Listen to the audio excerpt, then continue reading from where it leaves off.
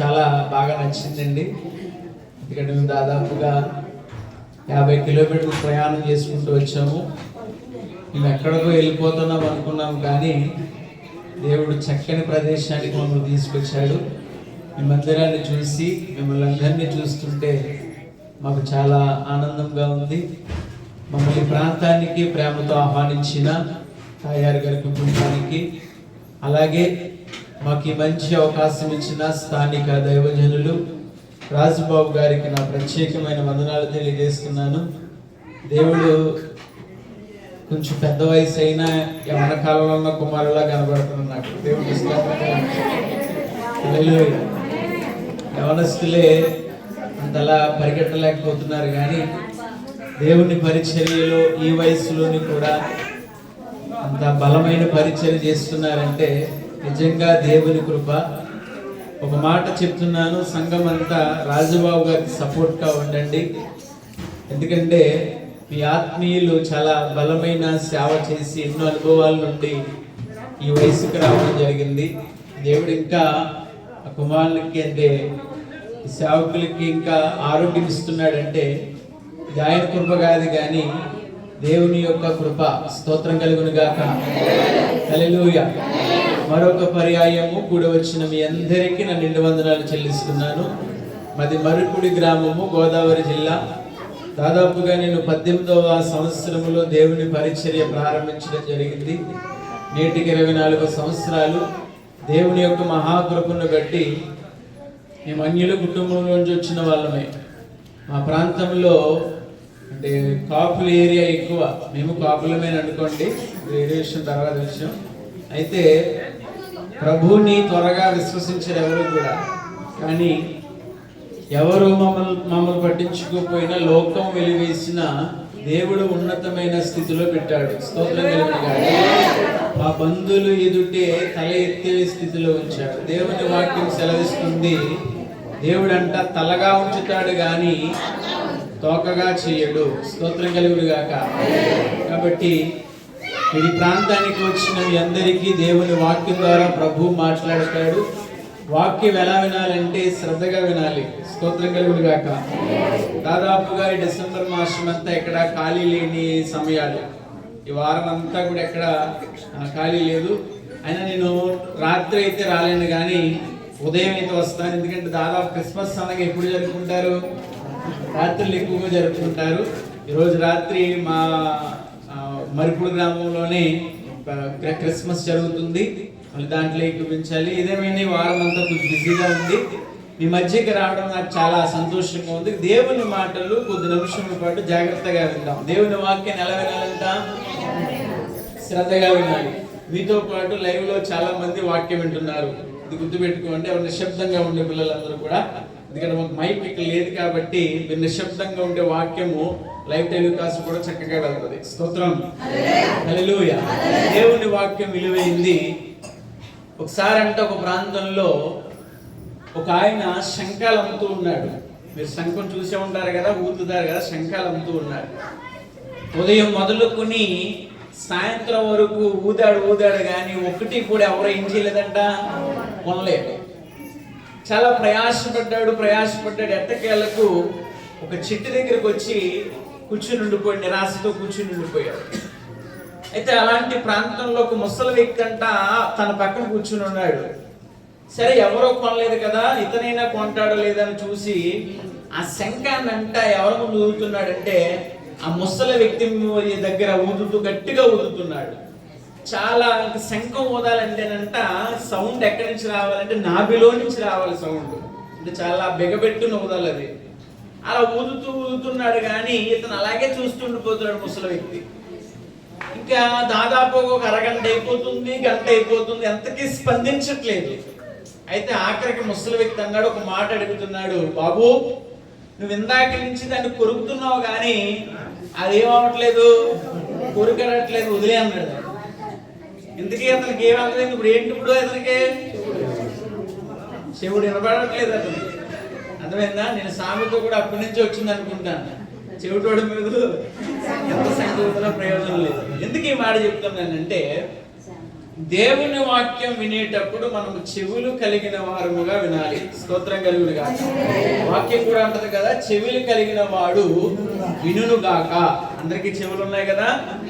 విన్న వాక్యమును ఎక్కడ ఉంచుకోవాలంటే హృదయములో ఉంచుకోవాలి. చెవుల ద్వారా వినడం మాత్రమే కాదు కానీ ఈ చెవుల ద్వారా విన్న వాక్యము ఎక్కడ దాచుకోవాలి?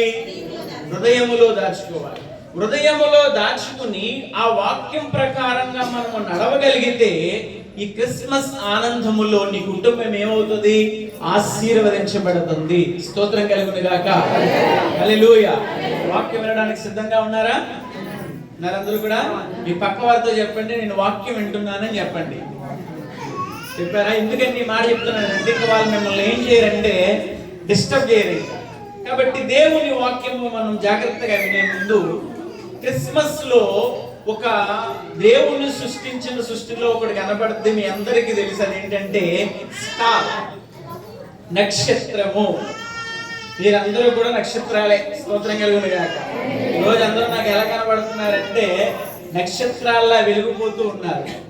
మీరు బయట నుంచి వస్తున్నప్పుడు మీరు పరిశీలించారో లేదో, సేవకులు మందిరం బయట ఏం పెట్టారు? స్టార్ పెట్టారు. అర్థమవుతుందా? మీరు గృహాల దగ్గర కూడా చాలా మంది ఏం పెట్టుకుంటున్నారంటే స్టార్ పెట్టుకుంటున్నారు. ఈ స్టార్ చాలా ప్రాముఖ్యమైన పాత్ర పోషించింది దేంట్లో? క్రిస్మస్ లో. ఇది స్టార్ అనేది ఎవరికి దారి చూపించింది? జ్ఞానులైన వారికి దారి చూపించింది. జ్ఞానులంటే సామాన్యులు కాదు, జ్ఞానులంటే సకల శాస్త్రాలు తెలిసిన వారు. ప్రవచనము ఎలాగూ నెరవేరుతుందో ముందే తెలుసుకున్నవారు. అలాంటి గొప్ప జ్ఞానులకే ఏం దారి చూపించింది? నక్షత్రము దారి చూపించింది. అందుకే మీరు కూడా నేటి దినం నుండి ఎలా ఉండాలంటే దారి చూపించే నక్షత్రములా ఉండాలి. స్తోత్రం కలుగును గాక. ఎవరికి దారి చూపించాలి? ఎవరికి దారి చూపించాలి? ఈ లోకములో, మీ గ్రామములో ప్రభు యొక్క మార్గములో నడవలేని చాలా మంది ఉండిపోతూ ఉన్నారు. వారందరికీ మీరు ఎలా ఉండాలంటే మాదిరికరమైన నక్షత్రములా ఉండాలి. స్తోత్రం కలుగును గాక. అర్థమవుతుందన్న మాటలు. అయితే ఆనాడు జ్ఞానులకు ఈ నక్షత్రం ఏం చూపించిందంటే దారి చూపించింది. నేడు మనము కూడా మన గ్రామంలో చాలా మంది వేరొక మార్గములో నడుస్తున్నారు. అది ఏ మార్గమైనా సరే, పాప మార్గమైనా, మోస మార్గమైనా, లేదంటే విగ్రహారాధనైనా, ఏ మార్గములో నడిచినా సరే ఆ మార్గములో నుండి ఈ నక్షత్రము ద్వారా నువ్వు వెలిగించబడితే ఆ మార్గములోకి ప్రతి ఒక్కరిని తీసుకురాగల శక్తి ఎవరిస్తారంటే ప్రభువు నీకు అందరికి దయచేస్తూ ఉంటాడు. దేవునికి స్తోత్రం కలుగును గాక. హల్లెలూయా. ఒక మాట చెప్తున్నాను, ఆ నక్షత్రములా మారాలి అంటే, ఆ నక్షత్రములా నేను ఉండాలంటే నువ్వు వెలిగించబడాలి.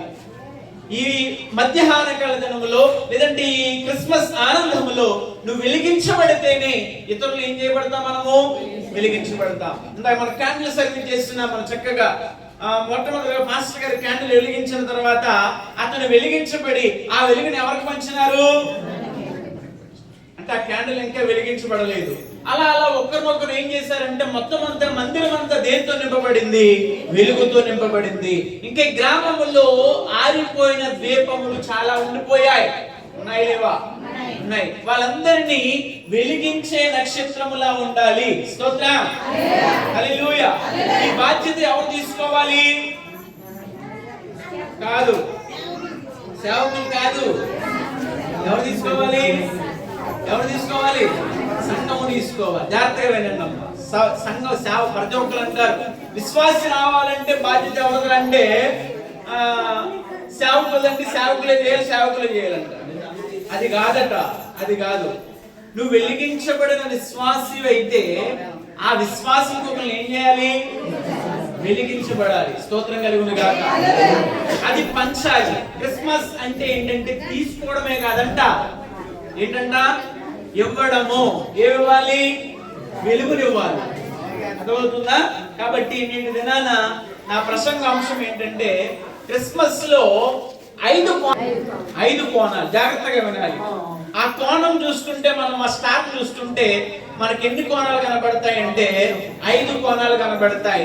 ఈ 5 కోణాల్లో గురించి మనం నేర్చుకుందాం. 5 కోణాలు 5గురు వ్యక్తులు. స్తోత్రం కలుగును గాక. ఎంతమంది వ్యక్తులు? 5గురు వ్యక్తులు కనబడతారు క్రిస్మస్ లో. ఆ 5గురు గురించి మనము చాలా జాగ్రత్తగా విని ఆ వాక్యాన్ని హృదయంలో దాచుకుందాం. ప్రభు చిత్తం అయితే నేను మరలా ఇప్పుడు వచ్చినప్పుడు ఈ వాక్యం అడుగుతాను. ఏం చెప్పానమ్మా క్రిస్మస్ అని అడుగుతాను. అప్పటి వరకు గుర్తుండాల. స్తోత్రం కలుగును గాక. హల్లెలూయా. కాబట్టి మొట్టమొదటి వ్యక్తి స్టార్ లో, ఇక్కడ ఉంది స్టార్ మీ అందరికీ కూడా. 5 కోణంలో మొట్టమొదటి కోణం ఒక స్త్రీని పరిచయం చేస్తాను క్రిస్మస్ ఆనందంలో. ఆమె పేరు మీ అందరికీ తెలుసు. మొట్టమొదటి స్త్రీ ఎవరంట? మరియా. స్తోత్రం కలుగును గాక. మేరీ చాలా ప్రాముఖ్యమైన స్త్రీ. ఎందుకంటే యేసు ప్రభు వారికి జన్మనిచ్చిన స్త్రీ. గొప్ప ఆదర్శవంతమైన స్త్రీగా ఉంది, మనకు కనబడుతూ ఉంది నేటి దినాల్లో. ఇక్కడ పురుషుల కన్నా నాకు ఎక్కువ ఎవరు కనబడుతున్నారంటే స్త్రీలే కనబడుతున్నారు. అందుకే మొట్టమొదటి పాయింట్ ఎవరికి ఇస్తున్నాడు ప్రభు? స్త్రీలైన వారికి ఇస్తున్నాడు. కుటుంబ వ్యవస్థలో స్త్రీ పాత్ర చాలా ముఖ్యమైనదండి. స్తోత్రం కలుగును గాక. ఒక కుటుంబాన్ని నిలబెట్టాలన్నా స్త్రీయే, ఒక కుటుంబాన్ని పడగొట్టాలన్నా స్త్రీ. అందుకే దేవుడు అన్నాడు స్త్రీ చాలా బలమైన ఘట్టం. స్తోత్రం కలుగును గాక. ఆ స్త్రీ ఎవరంటే నేటి దినాన మొట్టమొదటి వ్యక్తి మరియమ్మ కనబడుతుంది. ఈ మరియమ్మ దేవుడు ఎలా ఆశీర్వదించాడంటే కన్యక పరిశుద్ధాత్మ ద్వారా ఏం ధరించింది? గర్భము ధరించింది. ఆ మాట ఎక్కడుందంటే అందరూ పరిశుద్ధ గ్రంథాలు తెరిచి చూసినట్లయితే చూడండి. మొట్టమొదటి మాట మేము వివరిస్తున్నాను చూడండి. లూకా సువార్త 2వ అధ్యాయము 46వ వచనం 47వ వచనం చదువుదాం. ఎవరైనా చదువుతారా? 2వ అధ్యాయము 46, 47. నా ప్రాణము ప్రభువుని గణపరుచుచున్నది, ఆయన తన దాసురాలి దీనస్థితిని కటాక్షించెను. నా ఆత్మ నా రక్షకుడైన దేవుని యందు ఆనందించుచున్నది. లూకా సువార్త 2వ అధ్యాయము 46వ వచనం మరియు 47వ వచనం చదువుతున్నాను. మరలా చదువుతున్నాను చూడండి. అందరూ పరిశుద్ధ గ్రంథాలు ఎలా చూసినట్లయితే నా ప్రాణము ప్రభు నన్ను గణపరచుచున్నది, ఆయన తన దాసురాలి యొక్క దీనస్థితిని కటాక్షించెను, ఆత్మ నా రక్షకుడైన దేవుణ్ణి ఆనందించుచున్నది. స్తోత్రం కలుగును గాక. పరిశుద్ధ గ్రంథాలు ఎలా చూడనున్నాము చూడండి. మరియమ్మ అంటుంది ఏమంటుందంటే నా ప్రాణము ఎవరి యందు ఆనందించుచున్నది? దేవుని యందు ఆనందించుచున్నది. స్తోత్రం కలుగును గాక. హల్లెలూయా. ఆనందం ఎవరిలో ఉన్నప్పుడు? మరియమ్మ గారిలో ఉంది. ఎందుకు ఆనందమైందంటే నా ఆనందం ఎవరు చూచి? ప్రభువును చూచి. ఇప్పుడు ఆత్మలో ఆనందం అంట, బయట ఆనందం కాదంట. నా ఆత్మలో నేను ఏం పొందుతున్నాను? ఆనందం పొందుతున్నాను. నేటి చాలా మంది కుటుంబాల్లో ఏం కొరవైపోయిందంటే ఆనందం గడిపోయింది. ఈ క్రిస్మస్ దినాలలో ఏం పొందుకోవాలంటే మనము ఆనందం పొందుకోవాలి. ఇది ఎవరి ద్వారా పొందుకోవాలంటే మరియమ్మని మనం ఆదర్శంగా తీసుకోవాలి. స్తోత్రం కలుగును గాక. మరియమ్మ అంటుంది నా ఆత్మ ప్రభు యందు ఆనందించుచున్నది. ఎందుకంటే నా దీనస్థితిని ఎవరు చూచినారు? దేవుడు చూచినారు. అవునా? దీనురాలా కాదా? దీనురాలే. దేవుడు ఆమె గొప్పతనాన్ని చూచి కోరుకోలేదు. స్తోత్రం. లేమే తనకి ఆస్తులు అంతస్తులు చూచి ప్రభువు ఆమెను కోరుకోలేదు. ఎందుకు యేసు ప్రభు వారు మరియమ్మ గారిని కోరుకున్నారంటే ఆమె దీన స్థితిని చూచి. స్తోత్రం కలుగును గాక. హల్లెలూయా. ఒక కుటుంబాన్ని పరిశీలన చేసినట్లయితే నువ్వు దీన స్థితిలో ఉన్నా సరే ఎలా ఉండాలి? నువ్వు ఆనందంగానే ఉండాలి. ఈ ఆనందం ఎవరు ఇవ్వాలి? దేవుడు ఇవ్వాలి. దేవుడు ఇవ్వాలంటే నువ్వు యేసు ప్రభు వారికి జన్మనిచ్చే స్త్రీగా మారాలి. స్తోత్రం కలుగును గాక. ఆనాడు మరియమ్మ యేసు ప్రభు వారికి జన్మనిచ్చింది. నీవు ఇప్పుడు నుండి నీ ఆనందం, మరియమ్మ పొందుకున్న ఆనందం నువ్వు పొందుకోవాలంటే యేసు ప్రభుని చూపించాలి. స్తోత్రం కలుగును గాక. నీ క్రియలోను, నీ మాటల్లోను, నీ ప్రవర్తనలోను ఎవరు చూపించాలి? యేసు ప్రభుని చూపించిన వారముగా ఉండాలి. స్తోత్రం కలుగును గాక. హల్లెలూయా. మరియమ్మ ఆనందము నువ్వు పొందుకో పొందుకోవాలంటే, మరియమ్మలో ఉన్న జీవితం నువ్వు కలిగి ఉండాలంటే, నీ మనస్సులో ఎవరు ఉండాలంటే క్రీస్తు నీ మనస్సులో ఉండాలి. స్తోత్రం కలుగును గాక. హల్లెలూయా.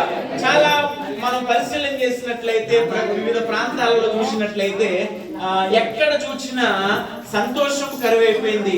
ఆ సంతోషం ఎలా కరువైపోయిందంటే, విస్తారమైన ధనం ఉండి కూడా, మంచి పరుపులుండి కూడా, కొన్ని కోట్లకు పడగలెత్తిన వారు కూడా హాయిగా పడుకుంటున్నారంటే పడుకోవట్లేదు. సంతోషం లేదు చాలా కుటుంబాలలో, ఎక్కడ ఆనందం లేదు చాలా కుటుంబాల్లో. అన్ని బాగుంటాయి, అన్ని సదుపాయాలు ఉంటాయి, కానీ తిందామంటే ఏముండదు, వీడికి ఆరోగ్యం ఉండదు. ఏమన్నా తిందామంటే ముందు ఏం వేసుకోవాలి, టాబ్లెట్ వేసుకుని తినాలి. ఎక్కువగా తింటే ఏమైపోతుంది, ప్రాణాలకే ప్రమాదం వచ్చి పడిపోతుంది. కానీ దేవుడు అంటున్నాడు, నువ్వు ఏం పొందుకోవాలంటే మొట్టమొదటగా ఐశ్వర్యం కాదు, లేదంటే ధనరాశులు కాదు, కానీ ఆనందం పొందుకోవాలి. స్తోత్రం కలుగును గాక. ఈ ప్రాణము ప్రభువునందు ఆనందించాలి. ఇది ఎవరు పొందుకున్నారంటే మరియమ్మ దేవుని యందు ఆనందించింది. స్తోత్రం కలుగును గాక. మొట్టమొదటి స్త్రీ దేవుళ్ళు ఆనందించిందంట, దేవుళ్ళు ఆనందించింది. రెండవ వ్యక్తిని పరిచయం చేస్తున్నాను చూడండి. రెండవ వ్యక్తిని పరిచయం చేస్తున్నాను. పరిశుద్ధ గ్రంథాలు తెరిచి చూసినట్లయితే మనకి యేషేపు గారు కనబడతారు. చూడండి, యేషేపు గారు కనబడతారు.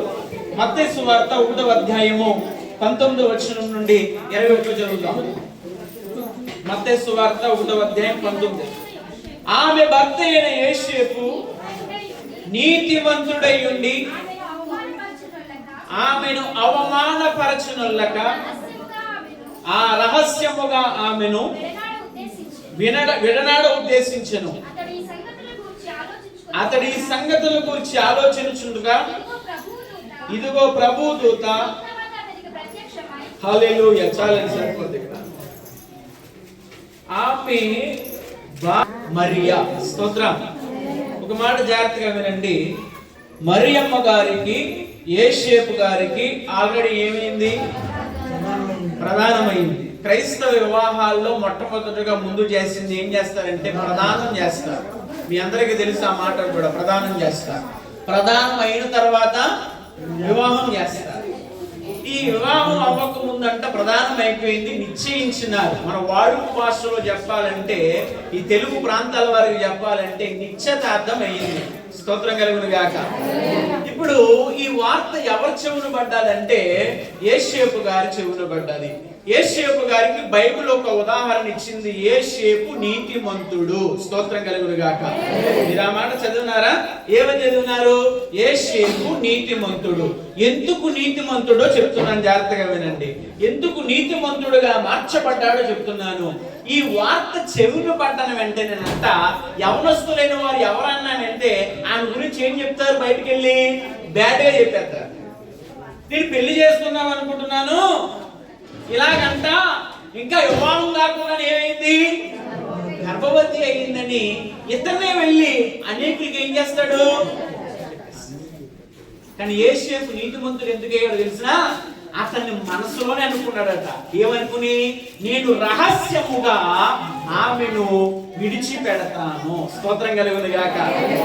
రహస్యముగా విడిచిపెడతాను అనుకున్నాడంటే ఎవరికి చెప్పకుండా. ఈ ఎప్పుడైతే మనసులో ఆ మాట అనుకున్నాడో ఎవరు ప్రత్యక్షమయ్యారు? దూత ప్రత్యక్షమయ్యి, ఓ యేషేపు, నీ మనసులో మాట సరికాదు, ఆమెను విడిచిపెట్టొద్దు. స్తోత్రం కలుగును గాక. ఆమె పరిశుద్ధాత్మ ద్వారా గర్భము ధరించింది కాబట్టి నువ్వు ఆమెను ఏం చేయకూడదు, విడిచిపెట్టకూడదు, విడనాడొద్దు అని చెప్పిన వెంటనే తన మనసుని ఏం చేసుకున్నాడు, మార్చుకున్నాడు. కాబట్టి యేషేపు గురించి బైబిల్ చెప్తుంది, అతడు నీతిమంతుడు. స్తోత్రం. యవనస్తులకి ప్రతి ఒక్కరికి మాట చెప్తున్నాను, నువ్వు ఎలా ఉండాలంటే నీతిమంతుడు అనే సాక్ష్యం పొందుకోవాలి. స్తోత్రం. క్రైస్తవుడికి ఏముండాలంటే మదిలో వాక్యం ఉండాలంటే వీధిలో సాక్ష్యం ఉండాలంట. ఏముండాలంట? మదిలో వాక్యం ఉండాలి, వీధిలో సాక్ష్యం ఉండాలి. అనేకులు నీ గురించి చెప్పుకుంటున్నప్పుడు అతడు నీతిమంతుడు, ఆమె నీతిమంతురాలు అనిపించుకోవాలి. ఇది దేవుడు కోరుకుంటున్న గొప్ప సాక్ష్యం. స్తోత్రం కలుగును గాక. ఈ యేషయాలో మనకు నేర్పిస్తున్న పాఠం ఏంటంటే, ఒకటి మరియమ్మ ఏం నేర్పించింది మనకి? ప్రభువునందు ఏం చేయాలి? మనము ఆనందించాలి. రెండవది ఏం చేయాలంటే విడిచిపెట్టకూడదు. స్తోత్రం కలుగును గాక. హల్లెలూయా. మీరు రాజుబాబు గారు లేరు ఇక్కడ, అయితే చెప్తున్నాను, మీరు రాజుబాబు గారిని దేవుని మందిరాన్ని ఏం చేయకండి?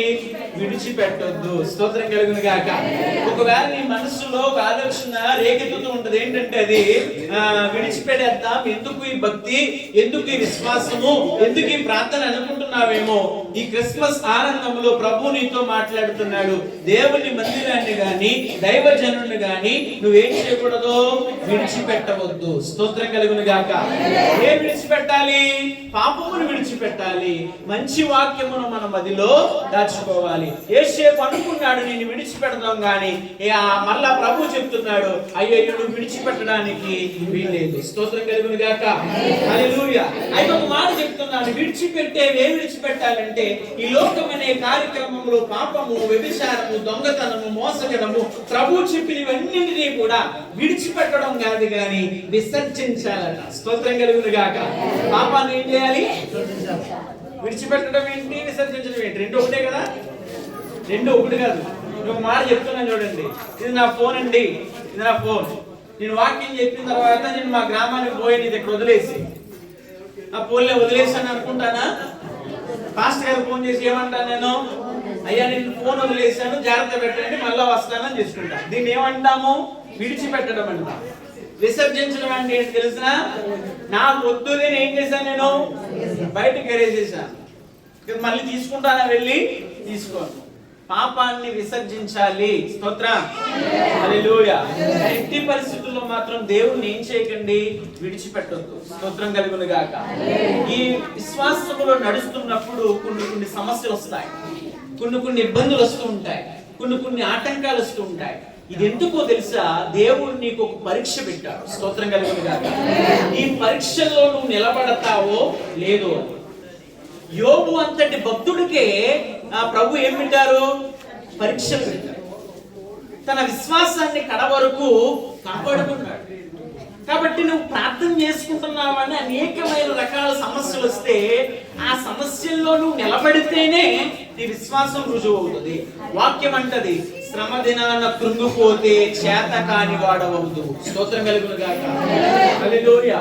అందుకే నువ్వు ఏం చేయకూడదంటే విడిచిపెట్టకూడదు. స్తోత్రం కలుగును గాక. హల్లెలూయా. ఎవరు మాట్లాడదు, పిల్లలు ఎవరు మాట్లాడదు, జాగ్రత్తగా మళ్ళీ అడుగుతాను. ఇక్కడ ఈ విడిచిపెట్టొద్దు అన్న మాటకి ఇంకో ఉదాహరణ చెప్తాను చూడండి. మనకి బైబిల్ గ్రంథంలో ఒక ఇద్దరు స్త్రీలు కనబడతారు. రూతు. మీ అందరికి ఎవరు రూతు గారు ఉన్నారు ఇక్కడ? మా మందిరంలో ఉంటుంది రూతు. ఉన్నారమ్మా? ఓకే, లేదు. స్తోత్రం కలుగును గాక. రూతు గారి గురించి చెప్తున్నారు.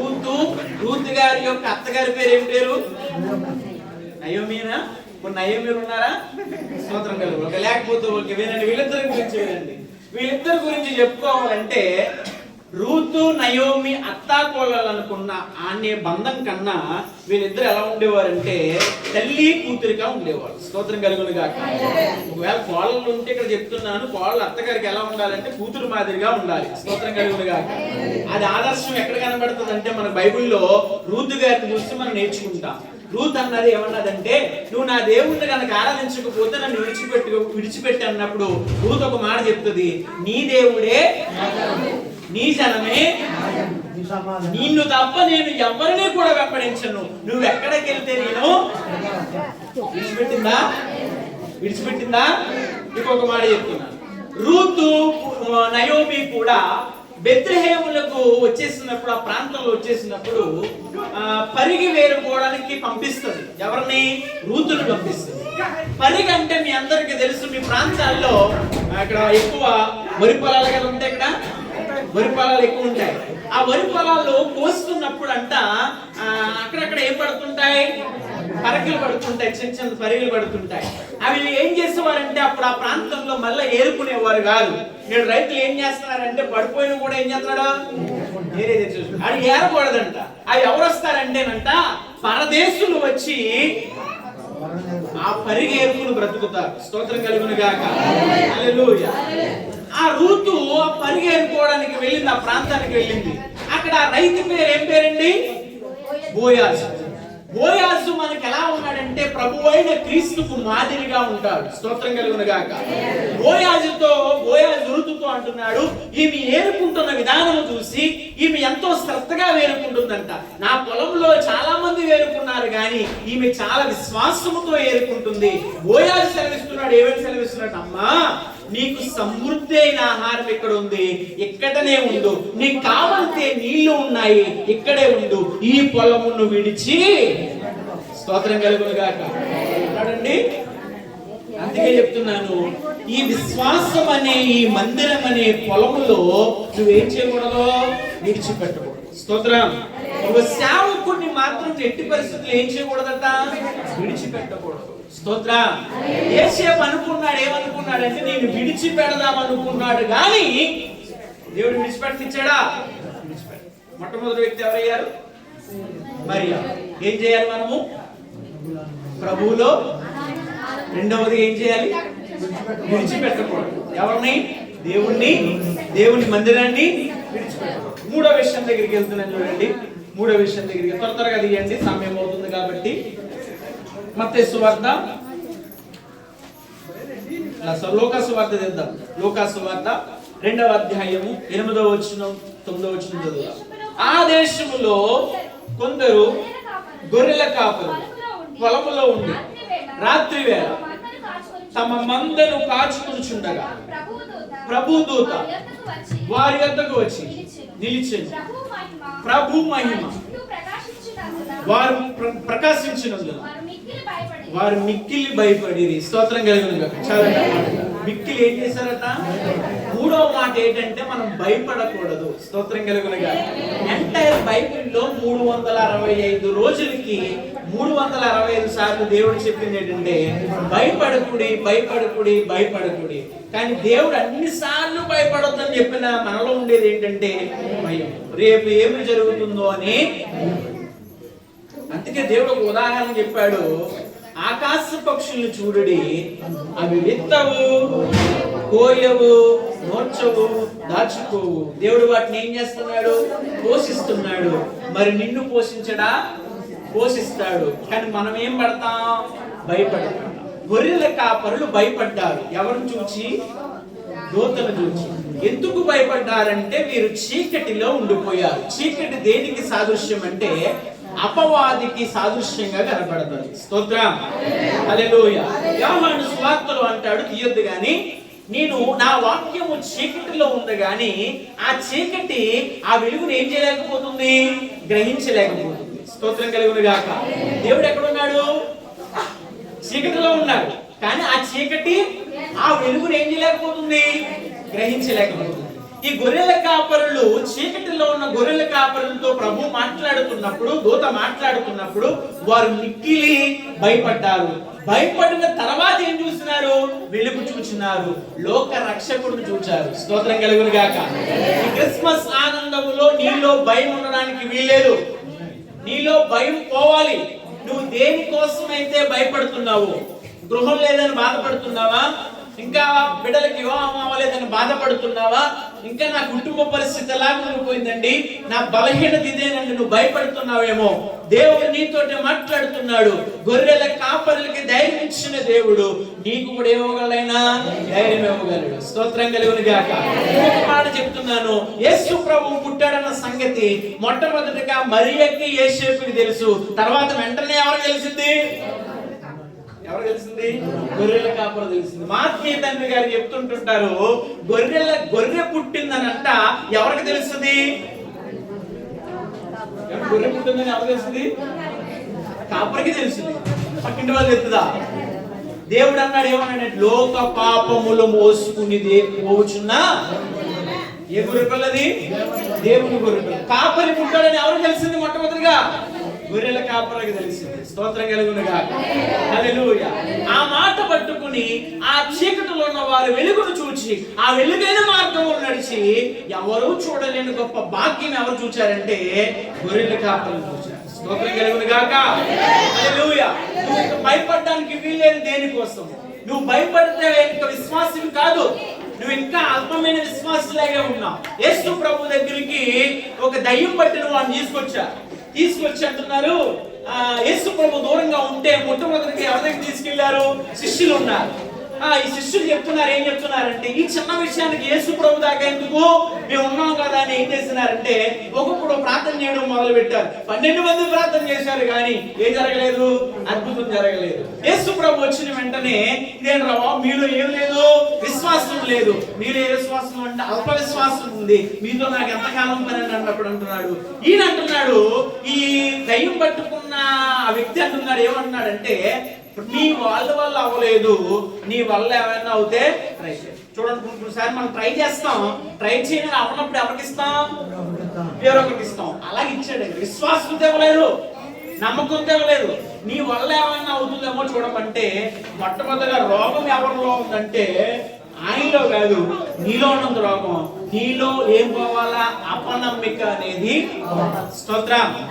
ఇప్పుడు మనసు మార్చుకుని మరలా ప్రార్థన చేస్తున్నాడు, దేవా నాలో అపనమ్మిక తీసివేయనట్లు నాకు సహాయం చేయి. స్తోత్రం. మనకి భయం ఎప్పుడు వస్తుందంటే, మనలో అపనమ్మిక ఉంటే మనకి ఏం పడతాం? మనము భయపడతాం.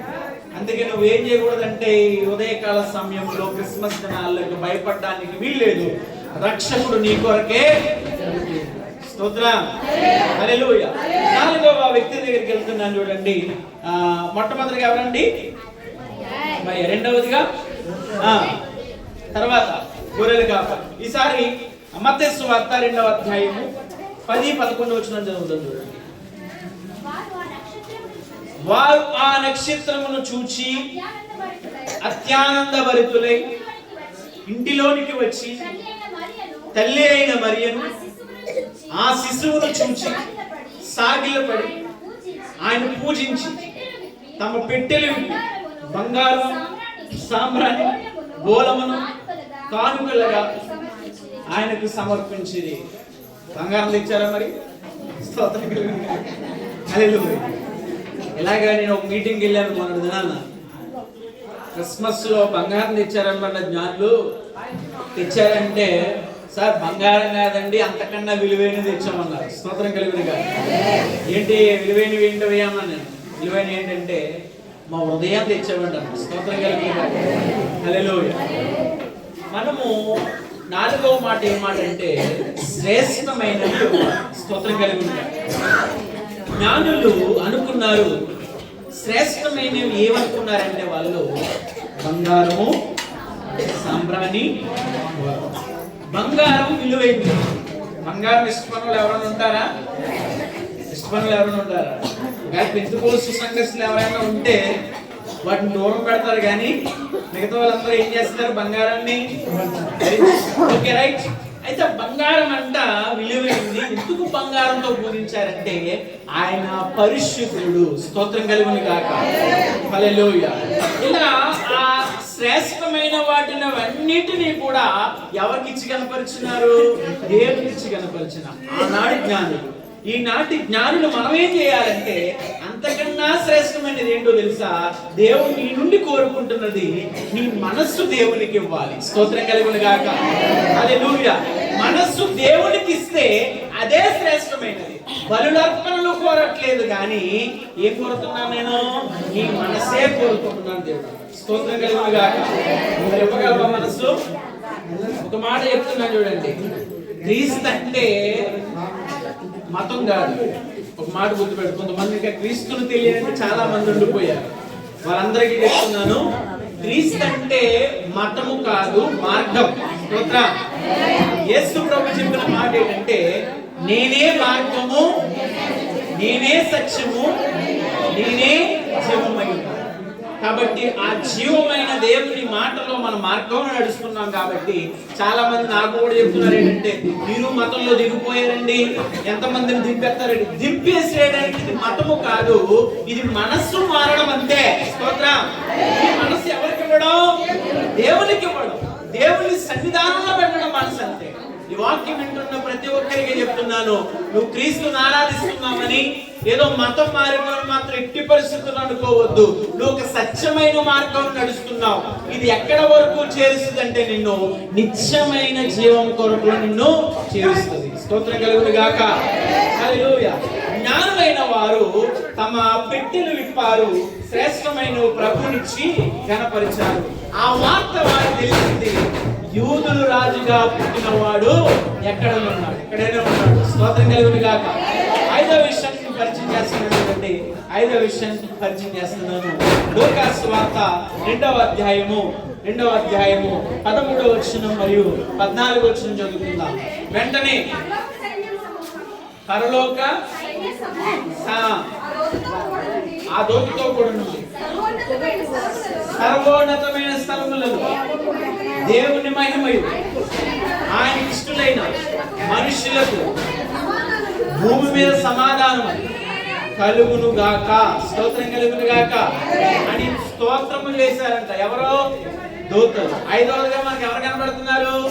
దూతలు కనబడుతున్నారు. మొట్టమొదటిగా ఎవరు మరి చెప్పండి? మరియా. మరియా ఏం చేసింది?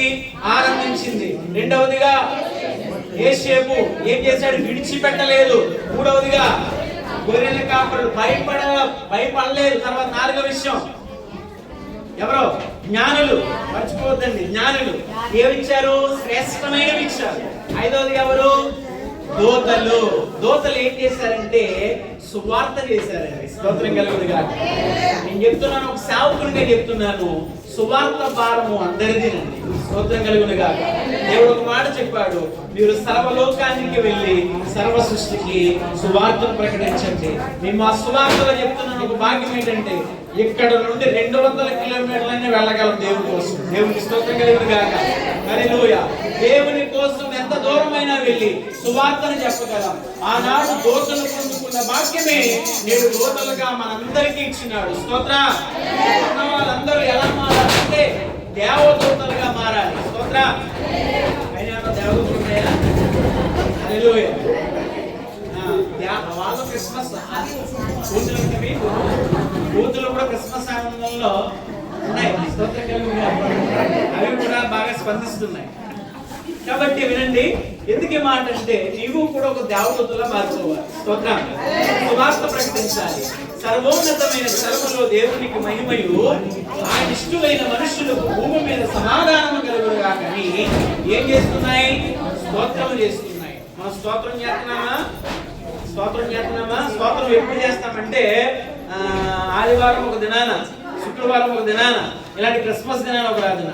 మన భక్తి ఎలా ఉండాలంటే ఆదివారం దినానే కాదు, శుక్రవారం దినానే కాదు, నిరంతరము దేవుని మందిరములో ఉండునట్లు నీ హృదయమును సరి చేసుకుంటూ ఉండాలి. స్తోత్రం కలుగును గాక. హల్లెలూయా. కాబట్టి ఇంకా ఎవరైనా మారు మనసు పొందకపోతే మాటలు వినండి. క్రీస్తు నీ కొరకే జన్మించాడు. స్తోత్రం. నీ పాపముల కొరకు జన్మించాడు. ఈ లోకంలో పాపం పోవాలంటే అక్కడికి వెళ్ళాలండి, ఇక్కడికి వెళ్ళాలని చెప్తారు. కానీ ఒక్క మాట చెప్తున్నాను, నీ పాపం పోవాలంటే ఒకటి, అది యేసు రక్తము ద్వారా నీ పాపము కడగబడుతుంది. స్తోత్రం కలుగును గాక. హల్లెలూయా. ఈ లోకములో పుణ్యక్షేత్రాలకు వెళ్ళినా ఎక్కడా కానీ నీ పాపము తరిగిపోదు. గాని నీ కొరకు యుక్త వయసులోనే క్రీస్తు మరణమయ్యాడు. స్తోత్రం. అసిబాలుడుగా ఈ లోకానికి వచ్చాడు. కాబట్టి నువ్వు క్రీస్తును సొంత రక్షకుడుగా ఏం చేయాలి? అంగీకరించాలి. స్తోత్రం. హల్లెలూయా. శ్రేష్టమైన ఇస్తారా దేవునికి? శ్రేష్టమైన ఇస్తారు. ఇక్కడి నుంచి ఏమిస్తారు? హృదయమే దేవుని ఆలయం. అంతే కదా? ఇలాగే చెప్పాను సార్ వాక్యం. హృదయమే దేవుని ఆలయం అంటే, ఒక చిన్నకుర్రోడు తమ తల్లి అన్నదంట, సండే స్కూల్ పెడతారు. ఇక్కడమ్మా సండే స్కూల్ పెడతారా? ఓకే. సండే స్కూల్ పెట్టే పిల్లలకి చెప్తున్నాను వినండి. సండే స్కూల్ పెట్టారు మాస్టర్ గారు. అయితే తన తల్లి పంపించిన కుమారుని ఏం పంపించింది? రే, వాడికి సండే స్కూల్కి వెళ్ళాలంటే ఏమి ఇవ్వాలి? లంచం ఇవ్వాలి.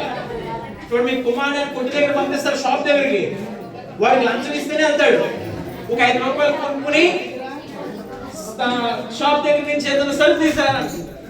సండే స్కూల్కి వెళ్ళడానికి కూడా అమ్మ ఏమంటుందంటే, లంచం ఇచ్చి పంపింది ఏంటంటే, 1 రూపాయి నువ్వు ఏదైనా కొనుక్కుని 1 రూపాయి దీంట్లో ఇవ్వాలన్నమాట. స్తోత్రం కలుగుతుంది.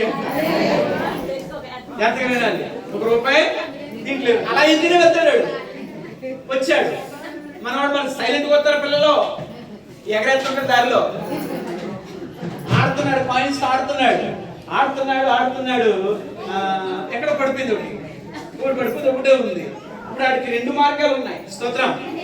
ఇటు పోవాలి, ఇటు పోవాలి. గుళ్ళో పాస్టర్ గారికి ఏదైతేనేమో కొడుకులే ఉండదు. ఎటు పోవాలో తెలియక పాస్టర్ గారు వాక్యం గుర్తొచ్చింది. ఎప్పుడో చెప్పాడు క్రిస్మస్ నడుపులో స్తోత్రం కలిగి ఏమని చెప్పాడంటే హృదయమే దేవుని ఆలయం.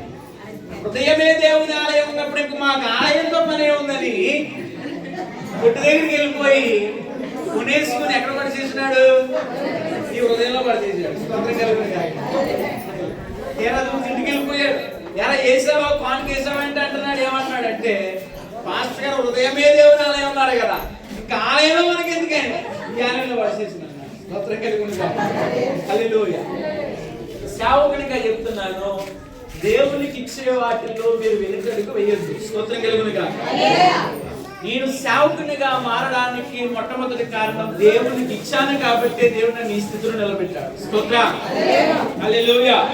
కాబట్టి మీరు అంటే మీకు మీ కష్టార్జితం ద్వారా దేవునికి ఎంతో కొంత మీరు సహకారులుగా ఉంటే నిజంగా చెప్తున్నాను, దేవుడు రెండంతల ఆశీర్వాదం ఇస్తాడు. దేవుడికి స్తోత్రం కలుగునుగా.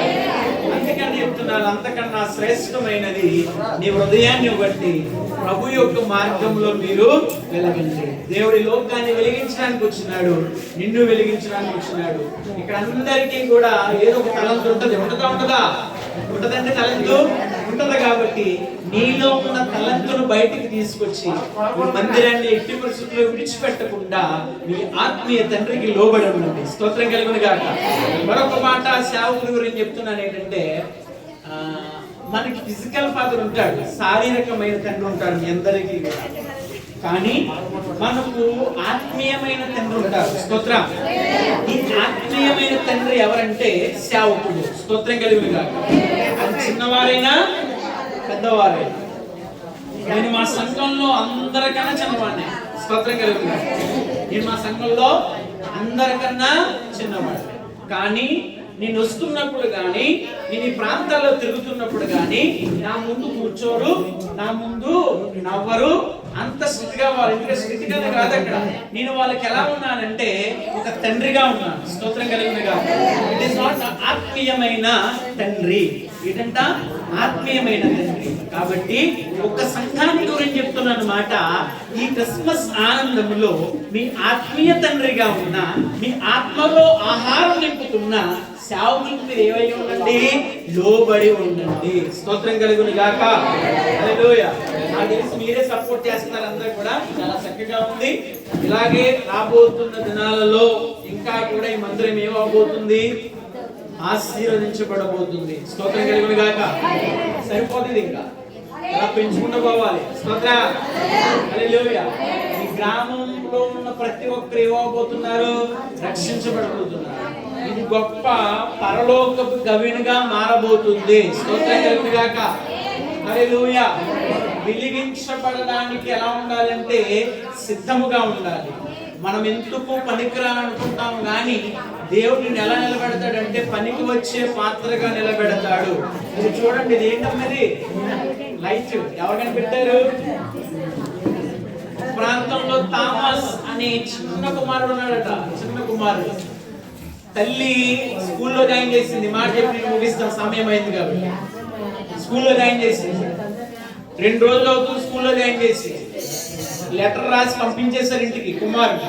ఈ లెటర్ నువ్వు చదవకు, ఎవరికి? మీ అమ్మగారికి ఇవ్వని పంపించేశారు. పంపించేస్తే అమ్మ లెటర్ చదువుతుంది. ఆ లెటర్ ఏం చదువుతుందంటే, నీ కుమారుడు దేనికి పనికిరాడు, చదవడానికి పని చేయడు, వాడికి మేము చదువు చెప్పలేము, ఇంటి దగ్గర ఉన్నాడంటే చాలా బాధపడుతుంది. మనసులోనే చదువుతుంది లెటర్, ఏడుస్తుంది. కుమారుడు అడిగాడు, అమ్మ లెటర్లో ఏముంది అని అడిగాడు. బాబు నువ్వు చాలా తెలివైన వాడవంట, వాడు నీకు ఏం చెప్పలేరట? చదువు చెప్పలేరట. నువ్వు ఎక్కడే ఉండు, నేనే నీ చదువు చెప్తానని. ఆ కుమారుడికి ఏం నింపిందంటే సంతోషాన్ని నింపింది.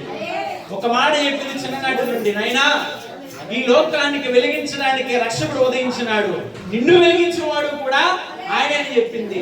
ఒక మాట బైబిల్ చదవడం మొదలు పెడితే లోక రక్షకుడు వెలుగు తెచ్చాడట.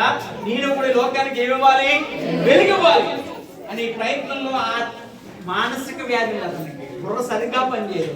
అలాంటి వ్యక్తే ఈ లోకానికి ఏం కనిపెట్టాడు? వెలుగు కనిపెట్టాడు. స్తోత్రం కలుగును గాక. 7 రాత్రులు కూడా పట్టపగలగా కనబడుతున్నాయంటే దేవుడు కుమారునికి ఇచ్చిన జ్ఞానం. అందుకే ఆ మాట అంటాడు, తన తల్లి చనిపోయింది, తన తల్లి చనిపోతే తన ధైర్యం రాసుకుందంట. ఆ లెటర్ ఇప్పుడు చదువుతున్నాడు, ఇప్పుడు ప్రయోజకుడు అయ్యాక. ఆ లెటర్లో ఏముందంటే, మీ కుమారుడు మానసిక వ్యాధి.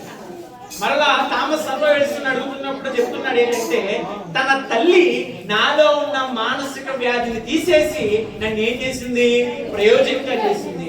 అంతకన్నా విలువైనది పరిశుద్ధ గ్రంథము, ఈ లోకానికి నన్ను వెలిగించేవాడిగా చేసింది. స్తోత్రం కలుగును గాక. హల్లెలూయా. ఇప్పుడు చెప్తున్నాను, ఇక నుండి మీరందరూ స్టార్లు అంతే. స్తోత్రం. ఎవరైతే ఆకాశ నక్షత్ర జ్యోతుల వలె ప్రకాశిస్తారో వారు అనేకులను ప్రభు వైపు తిప్పేవారుగా ఉంటారు. స్తోత్రం కలుగును గాక. స్టార్ ప్రభు యొక్క మార్గములో నడిపించగలిగితే దేవుడి కృప మీకును మీ కుటుంబములకును దేవుడి కృప సదా తోడే నడిపించును గాక. ఆమేన్. ఆమేన్. హల్లెలూయా. ప్రార్థన చేద్దాం. ఈ సంఘం కోసము, మీ పరిచర్య కోసం, మీ సేవకుల కోసం చక్కటి అవకాశం ఇచ్చిన ప్రార్థన అందరూ కూడా ప్రార్థన చేయండి. ప్రేమ నమ్మకము కలిగిన మా ప్రియ పరలోకపు తండ్రి, ఇప్పటి వరకు నీ మాటలు విన్నాము తండ్రి. నీ మాట విలువైనది, నీ మాట శక్తి కలిగినది తండ్రి. అలాంటి శక్తి కలిగిన మాట తండ్రి నీ బిడ్డలందరికీ దయచేసినందుకు స్తోత్రాలు. వారు వినుటకు శక్తి కలిగిన కొలది తండ్రి మీరే మాతో మాట్లాడినందుకు వందనాలు. ఈ క్రిస్మస్ ఆనందంలో, ఈ క్రిస్మస్ సంతోషంలోనైనా మేమందరము పాలిభాగస్తులు అవడానికి మమ్మల్ని ప్రేమతో ఆహ్వానించిన కుటుంబం, అలాగే సేవకులు రాజబాబు గారి యొక్క పరిచర్యను అంతకంతకు అభివృద్ధి పరచండి. ఈ గ్రామంలో అనేక ఆత్మలను ప్రభు యొక్క నడపడానికి గొప్ప జీవము కలిగిన మందిరములో దీన్ని బలపరచమని ప్రార్థిస్తున్నాం. అనేక నూతన ఆత్మలు చేర్చండియా. ఈ పరిచర్యలో పాలిభాగస్తులైన ప్రతి ఒక్క బిడ్డని దీవించమని ప్రార్థన చేస్తున్నాం. యేసు నామములో అడుగుచున్నాము తండ్రి. ఆమేన్. ఆమేన్. హల్లెలూయా. హల్లెలూయా. మరొక పర్యాయము కూడా వచ్చింది. అందరికీ వందనాలు. ఒక మాట, 28 గ్రాండ్ క్రిస్మస్ జరుగుతుంది మరుపుల్లో. ఎవరైనా వీలైన ఉంటే రండి. మీ అందరికీ ప్రేమపూర్వకంగా ఆహ్వానిస్తున్నాను. చాలా దూరం ప్రయాసం మరి, కాబట్టి ఏదైనా తెలియజేస్తున్నాను. కాబట్టి మీరందరూ కూడా చాలా ఆనందంగా ఉంది. పరిచర్యలో ఇలాగే కొనసాగండి. మందిరాన్ని విడిచిపెట్టొద్దు, సేవకుని కూడా విడిచిపెట్టండి. దేవుడి కృప సదా తోడే నడిపించును గాక. Thank you.